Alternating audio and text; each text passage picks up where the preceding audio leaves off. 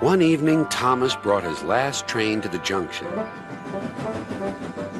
Percy was glad to see him. "Are you on your way to the big station, Thomas?" "Yes, I am. Why?" "Because I'm going there, too. I think something's up." Toby looked up at the sky. "Where?" "Not up there. Down here," laughed Thomas. "How can something be up when it's down?" Thomas was too excited to explain. "Bust my buffers! Look over there!" Mavis, Boko, Bill, Ben, Donald, Oliver, and Douglas paraded past. "Good evening, you three," whistled Donald. "Aren't we all a fine sight?" "Very splendid indeed," admired Toby.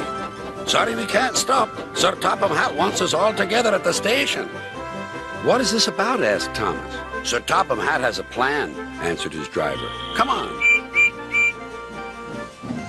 So they followed the other engines to the big station at the end of the line.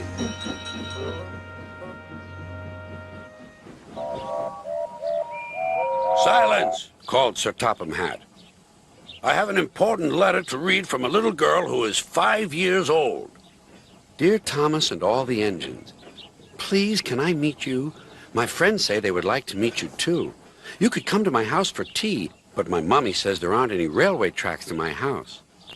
Can you come to the station instead? Thank you very much." "It seems," continued Sir Topham Hatt, "that there are many girls and boys who would like to meet you. Therefore, we are all going to the big city far away." "Hooray! Hooray!" the engines whistled. "Silence! Other engines will be working here while you're away, so please show them what to do." As Annie and Clarabelle were going to the big city too, Thomas and Oliver practiced with some other coaches.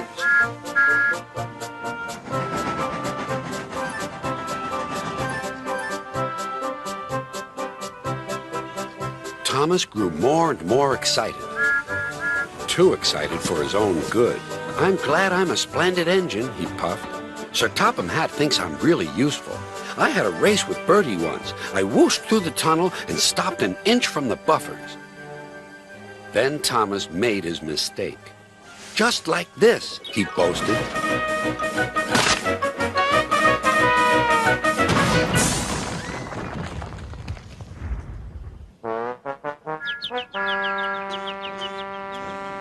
No one was hurt, but Thomas's front was badly bent.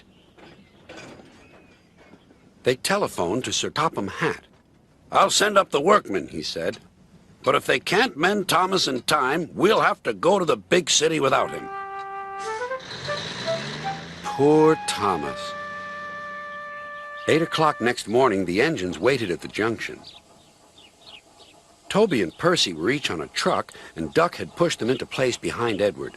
Gordon, James, and Henry were waiting to lead off. They whistled impatiently.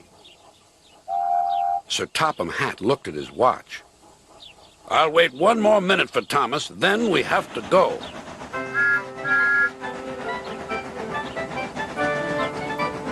"Oh, thank goodness you're still here," panted Thomas. "I hope we're not late, as it's just after 8. The conductor blew his whistle and waved his flag.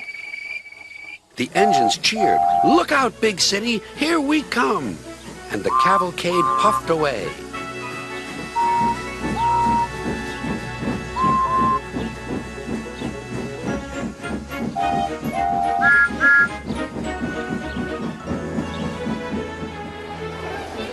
Later in the big city, all the engines were lined up in a splendid shed.